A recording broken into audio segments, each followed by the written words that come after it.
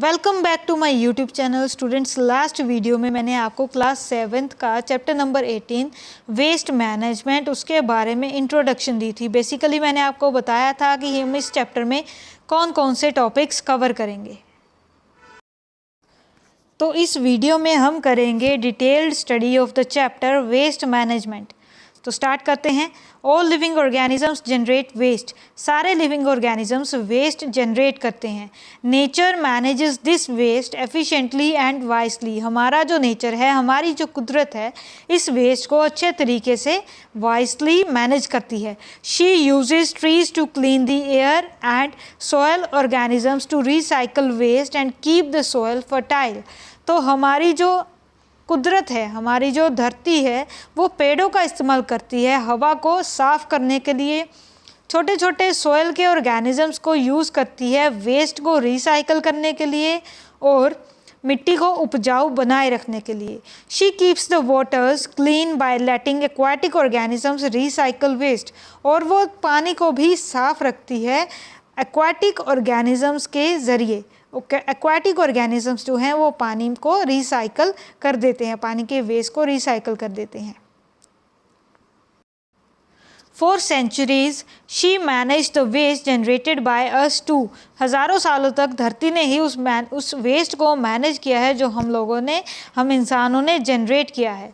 But of late the growing human population has been generating so much waste that nature's agent cannot handle it। अब समय के साथ साथ हम लोगों ने इतना वेस्ट जनरेट कर दिया है कि कुदरत अपने आप वो सारा वेस्ट हैंडल नहीं कर पा रही है। Besides a large part of waste we generate now is non degradable. इसके अलावा ज़्यादातर वेस्ट जो हम लोग जनरेट करते हैं वो होता है non biodegradable waste. Non biodegradable waste वो वेस्ट होता है जो हम लोग जनरेट तो कर देते हैं लेकिन उसको नष्ट करना, ख़त्म करना छोटे छोटे डिकम्पोजर्स के लिए इम्पॉसिबल है। For example, plastic and glass. That means it cannot be broken down by natural decomposers. This is why it has become important for us to find efficient ways to manage the waste we generate. In this chapter we will discuss the management of liquid waste. तो इसी वजह से, क्योंकि natural decomposers उस non biodegradable waste को decompose नहीं कर पाते हैं, तो हमारी ये responsibility बनती है कि हम उस waste को जो हम ही ने रिलीज़ किया है, हमारी वजह से बना है, उस वेस्ट को हम किस तरीके से मैनेज करते हैं। तो इस चैप्टर में हम कवर करेंगे लिक्विड वेस्ट के बारे में। तो आगे बढ़ते हैं। Sources of liquid waste. सबसे पहले हमें पता होना चाहिए कि इस लिक्विड वेस्ट के सोर्सेज यानी कि साधन कौन से हैं। The terms water, waste water, liquid waste and sewage are often used interchangeably. ये तीनों terms, waste water, liquid waste and sewage, ये तीनों टर्म्स ऑलमोस्ट सेम चीज़ के लिए ही यूज़ की जाती है। Strictly speaking sewage is the waste water carried by sewers. लेकिन अगर स्ट्रिक्टली हम इन तीनों टर्म्स की बात करें तो सीवेज वो वेस्ट है जो सीवरेजेस में वेस्ट प्रेजेंट होता है वाटर के साथ और अंडरग्राउंड पाइप्स में। In our country at least this applies only to urban towns and cities areas as most villages do not have a sewage system. तो हमारे देश में ये वेस्ट जो है ज़्यादातर जनरेट होता है टाउन्स और सिटीज़ की वजह से, क्योंकि गांव के एरियाज़ में ये सीवेज सिस्टम है ही नहीं। There are 3 major sources of waste water. Waste water के 3 मेजर सोर्सेज है। कौन कौन से पढ़ते हैं उसके बारे में। Number 1 is municipal waste. सबसे पहले म्युनिसिपल वेस्ट है। This is the waste water from homes, offices and so on which is carried by sewers और सीवरेज पाइप्स। ये जो पाइप्स आपको नज़र आ रहे हैं साइड में पिक्चर में, तो यहीं पर ये सीवेज वेस्ट जाता है और ये निकलता कहाँ से, हमारे घरों से, हमारे दफ्तरों से। It may be only the waste water from toilets और may include the waste water from kitchens and from bathroom uses such as bathing and washing. ये जो वेस्ट आता है ये हमारे टॉयलेट से भी आ सकता है, हमारे किचन से भी आ सकता है और हमारे बाथरूम से और वॉशिंग से भी आ सकता है। The waste water from toilet is often refer to as black water. जो टॉयलेट वेस्ट होता है उसको, उस पानी को हम बोलते हैं black waste. While the waste water from kitchens and bathrooms is called grey waste, और जो किचन और बाथरूम से निकलने वाला वेस्ट है उसको हम लोग ग्रे वेस्ट बोलते हैं। You will learn more about the pollutants present in wastewater in your next class. इसी नेक्स्ट क्लास में यानी कि अगली क्लास में आप ये भी पढ़ोगे कि पानी में जो पोल्यूटेंट्स होते हैं वो कौन कौन से किस्मों के होते हैं। In brief, it contain disease causing micro organisms, chemical like pesticides, paints and detergents, and organic waste like feces and decomposing vegetable matters। तो इन शॉर्ट हम लोग ये बोलेंगे कि इस वेस्ट में डिजीज कॉजिंग माइक्रो ऑर्गेनिज्म होते हैं, केमिकल जैसे कि पेस्टिसाइड्स वो प्रेजेंट होते हैं, पेंट्स प्रेजेंट होता है, डिटर्जेंट जो हम लोग ऐसे ही फेंक देते हैं, उसके अलावा ऑर्गेनिक वेस्ट जिसमें फेसेस और फीकल मैटर, वेजिटेबल्स का वेस्ट भी प्रेजेंट होता है। आगे सेकेंड टाइप है industrial waste. This is also referred to as industrial effluent. Industrial waste को इंडस्ट्रियल एफ्लुएंट भी बोला जाता है। Usually it is treated and disposed of separately. हमेशा इसको अलग से डिस्पोज ऑफ किया जाता है। However it does get mixed with municipal waste water sometimes. It is also wrongly allowed to flow into river water, rain water drains and ultimately into water bodies. तो ये जो वेस्ट है कई बार गलती से म्यूनिसिपल वेस्ट के साथ mix हो जाता है, तो कई बार इनको जानबूझकर इनकी जो पाइपलाइन है उनका जो एंडिंग पॉइंट्स है वो रिवर वाटर में रेन वाटर के ड्रेन्स के साथ अटैच्ड होता है, जो कि बिल्कुल गलत है। Next is rain water. In urban areas, rain water flows into rain water drains. Urban areas में rain water जो है वो rain water drains में जाके mix हो जाता है। Ideally, rain water should also be carried by underground sewers. लेकिन ideally जो है सही तरीके से rain water भी underground sewers में जाना चाहिए। But in reality, this is rarely the case. But ऐसा रेयरली होता है। In most places rain water drains are open. काफ़ी सारी जगहों पर रेन वाटर ड्रेन्स जो होते हैं, जो जगहें बनाई जाती है बारिश का पानी इकट्ठा करने के लिए, वो ओपन होती है। So they get clogged not only by all the garbage washed into them by rain water but also by the garbage thrown into them deliberately। तो वो जो है क्लॉग हो जाते हैं, मतलब बंद हो जाते हैं उस गार्बेज की वजह से, जो बारिश के पानी की वजह से उसमें मिक्स हो जाता है, और ज़्यादातर उस गार्बेज की वजह से जो जानबूझकर लोग उसमें फेंक देते हैं। The clogging of rain water drains is one of the causes of flooding during the monsoon. ऐसी क्लॉगिंग का रेन वाटर की रुकने की वजह से ज़्यादातर रीज़न यही बनता है फ्लड्स आने का। Open drains also provide an ideal breeding ground for mosquitoes. अगर ड्रेन्स ओपन हो तो वो अच्छा रीज़न और अच्छी सराउंडिंग मस्कीटोज़ को देते हैं ताकि वो वहाँ पर ब्रीडिंग कर सके, उनका नंबर बढ़ सके। In some places rain water drains are covered with metallic grills और सीमेंट स्लैब। कई जगहों पर वो रेन वाटर ड्रेन्स जो होते हैं मेटालिक ग्रिल्स के साथ या फिर सीमेंट की स्लैब्स के साथ बंद होते हैं, यानी कि उसके जो कवरिंग है वो ढकी हुई होती है। While this stops them from getting clogged, it does not stop mosquitoes from breeding। तो ये जो है उनकी कवरिंग उनको उनके अंदर वेस्ट मटेरियल जो है वो मिक्स होने से रोकती है, लेकिन प्लास्टिक वेस्ट तो उसमें ऐड नहीं हो पाता, लेकिन वो ब्रीडिंग को नहीं रोक पाती, जिसमें मस्कीटोज लगातार ग्रो होते रहते हैं। तो यहाँ पर एक टेबल प्रेजेंट है जिसमें सोर्सेज ऑफ वेस्ट वाटर बताए गए हैं, वेयर इट गोज़, ये वेस्ट जो है आगे जाता कहाँ पे है, उसकी मेंटेनेंस हो पाती है कि नहीं हो पाती है, और रिमार्क्स उसके बारे में बताए हुए हैं कि मतलब अगर मेंटेनेंस हो जाती है तो क्या होता है, नहीं होती तो क्या होता है। ये आप अच्छे से अपने आप पढ़िए इसको। Next is disposal of waste water. Waste water को कैसे डिस्पोज किया जाता है, कैसे उसका मैनेजमेंट जो है उसको कैसे करके ख़त्म किया जाता है। हैविंग अ ड्रेनेज और sewage system is not new. Drainage system होना नई बात नहीं है। Ancient cities of the Indus valley civilisation and the Roman empire also had drains to carry away waste water from inhabited areas. पुराने ज़माने में जब इंडस वैली सिविलाइजेशन हुआ करती थी और रोमन एम्पायर हुआ करता था, तब भी ये ड्रेन हुआ करते थे। These drains emptied out the waste water into natural water bodies. तब इनको खाली करके इनका सारा वेस्ट नेचुरल वाटर बॉडीज़ यानी कि रिवर्स, सीज, ओशंस में डाल दिया जाता था। This system of waste water disposal continue down the ages until about a century ago. कुछ एक सेंचुरी पहले ही ये सिस्टम जो है बंद हुआ है। काफ़ी समय तक ये सिस्टम ऐसे ही चलता रहा। Waste water was carried down channels, drains, pipes और sewers and emptied into rivers, lakes and seas. वही जो मैंने आपको बताया कि ये सारा वेस्ट जो है इन माध्यम के ज़रिए रिवर्स और लेक्स और सीज में जो है खाली कर दिया जाता था। Next we have water pollution. अब इन सारी चीज़ों की वजह से वाटर पोल्यूशन हो सकता है। Around the beginning of 20th century, some countries began to realize that rivers, lakes and even seas were getting dangerously polluted by the discharge of waste water into them.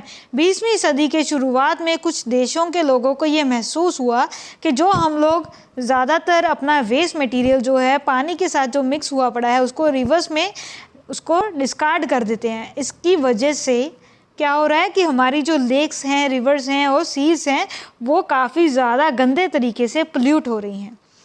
That is when the idea of treating और cleaning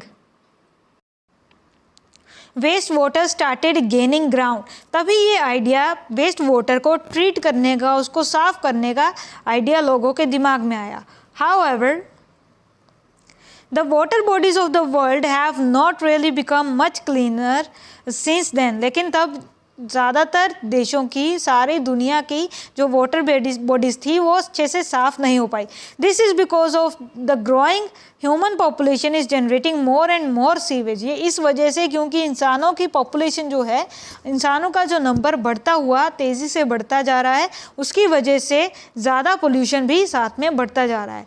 and the rapidly growing industries are generating greater and greater volumes of waste water loaded with chemicals. और इसी के साथ ज़्यादा industries बनने के बाद वो ज़्यादा वेस्ट जिसमें केमिकल भी एडेड है उसका वॉल्यूम ज़्यादा बढ़ता जा रहा है। In almost no part of the world are the treatment facility adequate enough to clean all the waste water that is generated. पूरी दुनिया के किसी भी कोने में आज तक ऐसा वेस्ट वाटर जनरेट होने के बाद उसको क्लीन करने का ट्रीटमेंट अभी तक नहीं आया है। As a result huge quantities of untreated waste water are polluting water bodies every day. इसी वजह से वेस्ट वाटर जो है आज दुनिया में हर तरफ काफ़ी ज़्यादा नंबर में वाटर बॉडीज़ को पोल्यूट कर रहा है। Waste water treatment. अब वेस्ट वाटर का ट्रीटमेंट कैसे किया जा सकता है? Now that we have learn that the effect of discharging waste water into water bodies, let us see how waste water can be treated to prevent pollution. अभी हमने ये देख लिया कि वेस्ट वाटर किस तरीके से वाटर बॉडीज़ में डिस्चार्ज होता है। अब हम पढ़ेंगे कि उस पानी के पोल्यूशन को रोकने के लिए हम कौन कौन से प्रिवेंशंस कर सकते हैं और कौन कौन से ट्रीटमेंट कर सकते हैं। We will only discuss the treatment of sewage. हम सिर्फ और सिर्फ सीवेज के ट्रीटमेंट डिस्कस करेंगे यहाँ पे। The treatment of industrial waste water is a little more complicated since it involves the elimination of harmful chemicals. अगर इंडस्ट्रियल वेस्ट के ट्रीटमेंट का देखा जाए तो उसमें काफ़ी ज़्यादा कॉम्प्लिकेशन आ जाती है, क्योंकि सबसे पहले हमें उसमें से हार्मफुल केमिकल्स को अलग करना होता है। Primary treatment sewage is carried by sewers to a sewage treatment plant. सबसे पहले ट्रीटमेंट में, प्राइमरी ट्रीटमेंट में सीवरेज का पानी जो है वो सीवरेज ट्रीटमेंट प्लांट तक लेके जाया जाता है। Here the large solids like leaves, rags and plastic are first separated by strainer और स्क्रीन्स। यहाँ पे आप देख सकते हैं स्ट्रेनर्स और स्क्रीन यहाँ पे लगे हुए हैं। इनके ज़रिए सबसे पहले जो बड़ा सॉलिड मटेरियल है उनको अलग किया जाता है, for example leaves, rags and plastics. Then the sewage में पास थ्रू सेटलमेंटल टैंक्स। उसके बाद ये जो सीवेज है उसको सेटलमेंट टैंक में से पास करवाया जाता है, where most of the suspended solid sink at the bottom, जिसमें काफ़ी ज़्यादा सॉलिड जो है वो बॉटम के ऊपर मतलब निचली लेयर में सस्पेंड कर जाता है, बैठ जाता है। The solids that settle at the bottom of settlement tanks are referred to as primary sludge. वो सॉलिड जो सेटलमेंट टैंक के नीचे सेटल हो जाता है उसको हम प्राइमरी स्लज बोलते हैं। This sludge can be used to produce compost and biogas. यही स्लज जो है वो यूज़ किया जाता है बायोगैस और कंपोस्ट बनाने के लिए। आप पिक्चर में देख सकते हैं यहाँ पे। नेक्स्ट, सेकेंडरी ट्रीटमेंट, फिर उसको सेकेंडरी ट्रीटमेंट दिया जाता है। The next step involves the breaking down of organic matter by the action of bacteria. दूसरे स्टेप में बैक्टीरिया के एक्शन की वजह से ऑर्गेनिक मटेरियल जो है उसका ब्रेक डाउन होता है। This can be done in open tanks called aeration tanks. ये खुले हुए टैंक में किया जाता है जिनको हम एयरेशन टैंक्स बोलते हैं। एरोबिक बैक्टीरिया और bacteria that needs oxygen act on the sewage in this tanks. अब इस टैंक में वो बैक्टीरिया प्रेजेंट होता है जिसको ऑक्सीजन की ज़रूरत होती है, उस बैक्टीरिया को हम बोलते हैं एरोबिक बैक्टीरिया, और वही बैक्टीरिया इस सीवेज के ऊपर एक्ट करता है, काम करता है। Often air is blown into these tanks to speed up the process. ज़्यादातर इसमें से हवा भी पास करवाई जाती है ताकि ये प्रोसेस फटाफट से तेज़ी से हो। नेक्स्ट पिक्चर में आप देख सकते हैं यहाँ पे फिगर 18.5, सीवेज में गो थ्रू 2 और 3 स्टेजेस ऑफ ट्रीटमेंट। सीवेज 2 या 2 से ज़्यादा स्टेजेस से हो सकता है, स्टेजेस में हो सकता है। यहाँ पे पहले स्टेज देखिए प्राइमरी स्टेज है, उसके बाद उसमें स्ट्रेनर है, स्ट्रेनर से लार्ज सॉलिड जो हैं वो पीछे रह जाते हैं और लिक्विड आगे चला जाता है। Second primary stage settlement tank है यहाँ पे, जिसमें प्राइमरी स्लज नीचे सेटल डाउन हो सकता है, वहाँ उससे हम फ्यूल गैस या फिर कंपोस्ट बना सकते हैं। नेक्स्ट यहाँ पे आगे देखिए क्या होता है, यहाँ पे आगे सेकेंडरी स्टेज आ जाती है जिसमें सेकेंडरी स्लज नीचे सेटल डाउन हो जाता है, जिसके ऊपर बैक्टीरिया का एक्शन होगा यहाँ पे, उससे भी फ्यूल और गैस कंपोस्ट जो है बनाई जा सकती है। और ऊपर देखिए वाटर रिलीज हो जाता है यहाँ पे, और या फिर फर्दर ट्रीटमेंट के लिए उसको अगले टैंक में भेजा जाता है। Sometimes anaerobic bacteria are used to break down the organic matter dissolved in sewage. कई बार हम एरोबिक की जगह एनारोबिक, मतलब वो बैक्टीरिया जिसको ऑक्सीजन की ज़रूरत नहीं है उनकी ग्रोथ के लिए, वो भी यूज़ किया जाता है। The process takes place in closed tank और चैम्बर। ये प्रोसेस बंद चैम्बर में, बंद टैंक में होता है। In either case the action of bacteria make solid settle at the bottom. दोनों केसेस में क्या होता है कि बैक्टीरिया ऐसे एक्शन करता है कि उसका जो सॉलिड मटेरियल है वो नीचे बॉटम के ऊपर सेटल डाउन हो जाता है। दिस इज कॉल्ड बायोलॉजिकल और सेकेंडरी स्लज। इस स्लज को हम बायोलॉजिकल या फिर सेकेंडरी स्लज कहते हैं, ठीक है।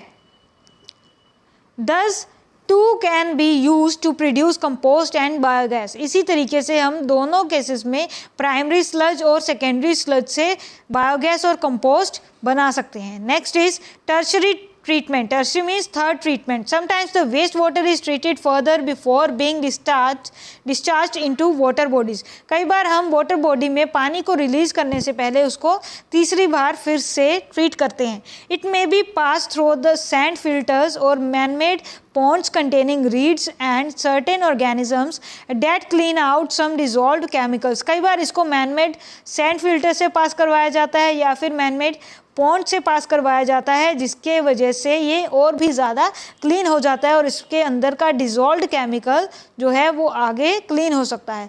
Water hyacinth for example is considered an excellent natural cleanser. Water hyacinth एक प्लांट का नाम है जिसको एक्सीलेंट नेचुरल क्लींजर मतलब कुदरती क्लींजिंग एजेंट के नाम से जाना जाता है, तो ये पानी को क्लीन कर सकता है। आगे है wetlands. In fact since sewage treatment facilities are expensive, ये ट्रीटमेंट जो है महंगे होते हैं। Allowing waste water to pass through a series of ponds is being considered as an alternative. तो इसकी जगह काफ़ी सारे पॉन्ड्स में से पानी को बार बार पास करवाना भी जो पानी के ट्रीटमेंट के काम आता है। Natural wetlands can also be made use of to process waste water. तो नेचुरल वेटलैंड्स जो हैं उनसे भी हम पानी को बार बार पॉन्ड से पास करवा कर पानी को क्लीन कर सकते हैं, उसका ट्रीटमेंट कर सकते हैं। They have bacterias, worms, protozoans, unicellular organisms which act an organic matter. तो इन सब में ये सारा मैटर प्रेजेंट होता है जो ऑर्गेनिक मैटर के तौर पर काम करता है। They also have grasses and reads which can filter out many pollutants. तो उसके अंदर ग्रासेज और और रीड्स जो हैं मतलब प्लांट्स के स्पीशीज प्रेजेंट होते हैं जो पोल्यूटेंट्स को पीछे छोड़ देते हैं, उसको फिल्टर करते हैं। Special plants and micro organism can also be introduced into wetlands to make them function more efficiently as sewage treatment centres and they can also be scientifically managed to see that they do not get overloaded with waste. इसके अलावा कुछ खास किस्मों के plants और खास किस्मों के माइक्रो ऑर्गेनिज्म उस पानी में डाले जाते हैं ताकि वो अच्छे से काम करे और सीवेज ट्रीटमेंट प्लांट अच्छे से फंक्शन करे।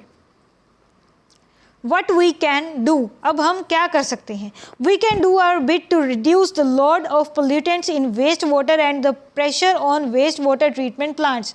हम wastewater प्लांट में हम पोल्यूटेंट्स को रिड्यूस करने के लिए कुछ मेथड यूज़ कर सकते हैं। Do not throw solid waste into kitchen और बाथरूम ड्रेन्स और flush them down, they choke drains. कभी भी सॉलिड वेस्ट किचन के और बाथरूम के फ्लशेस में नहीं थ्रो आउट करना चाहिए, उसको फ्लश डाउन नहीं करना चाहिए क्योंकि वो ड्रेन्स को, पाइप्स को, नालियों को बंद कर सकते हैं। Chemicals like paints, grease, insecticides and medicines kill the microorganism that help to decompose waste. Do not wash them down the drain. कभी भी पेंट, ग्रीस, इंसेक्टिसाइड और मेडिसिन जो माइक्रोऑर्गेनिज्म को किल करती हैं वो वेस्टेज पाइप्स में नहीं डालनी चाहिए क्योंकि वो ड्रेन्स में उस डिकम्पोजर को, वेस्ट को ख़त्म कर सकती है जो वेस्ट को डिकम्पोज करता है, उस माइक्रोऑर्गेनिज्म को वो किल कर सकते हैं। Third point is do not throw non-biodegradable things like plastic into drains. कभी भी non-biodegradable जैसी चीज़ें, प्लास्टिक है, ग्लास है, उसको ड्रेन्स में नहीं फेंकना चाहिए। Even fats and oils used for cooking can clog drains. कई बार फैट्स और ऑयल जो किचन में हम यूज़ करते हैं कुकिंग के लिए वो भी ड्रेन्स को क्लॉग कर सकते हैं, उनको बंद कर सकते हैं। So do not wash them of into kitchen drains, तो उन्हें किचन के ड्रेन्स में नहीं धोना चाहिए। अदर वेस्ट डिस्पोजल सिस्टम, इसके अलावा और कौन कौन से सिस्टम हो सकते हैं? You must be aware of the fact that people in villages and in urban slum defecate in the open because they do not have access to toilets or a waste system.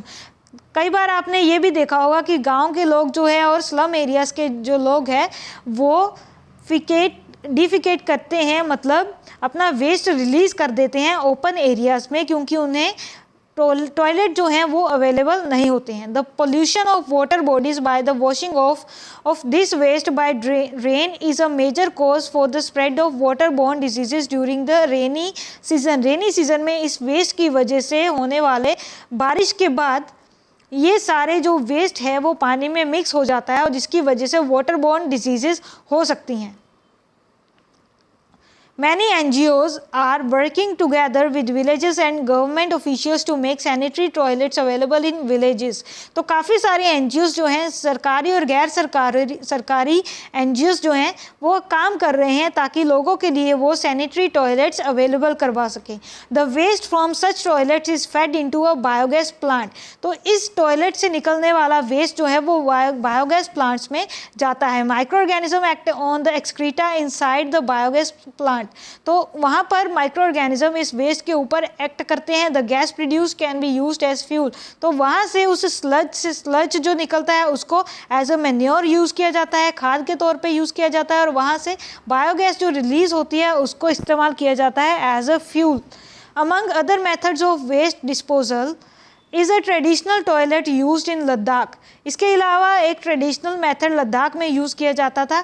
It helps to save water and make use of decomposed faeces as manure. ऐसा करने से, इस method को use करने से पानी की बचत होती थी और इसके अलावा जो फीकल मैटर रिलीज़ होता था वो एज अ मैन्योर, खाद के तौर पर इसको इस्तेमाल किया जाता था। Many Western countries are now making toilets that work on similar lines in order to conserve water. काफ़ी वेस्टर्न कंट्रीज़ जो हैं यही मेथड अपनाने की कोशिश कर रही हैं ताकि पानी को भी बचाया जा सके। अब यहाँ पे आप डाइजेस्टर देख सकते हैं, एक बायोगैस प्लांट लगा हुआ है। पिक्चर ए में, फिगर ए में और फिगर बी में लद्दाख में यूज़ होने वाला ट्रेडिशनल टॉयलेट मेथड दिखाया गया है, जिसके वजह से पानी जो है वो वेस्ट नहीं होता और जो फीकल मेटल रिलीज़ होता है उसको एज अ मैन्योर यूज़ किया जा सकता है। तो इसी के साथ आपका चैप्टर नंबर जो है 18 वेस्ट मैनेजमेंट कंप्लीट होता है। स्टूडेंट्स, इस वीडियो में हमने ये फुल चैप्टर डिस्कस किया है। नेक्स्ट वीडियो में मैं आपके लिए question answer and back exercise solve करके वीडियो प्रिपेयर करूँगी। और अगर आपको मेरी ये वीडियो पसंद आए तो इसको लाइक कीजिए, चैनल को सब्सक्राइब कीजिए और वीडियो को आगे से शेयर भी कीजिए। Thank you so much.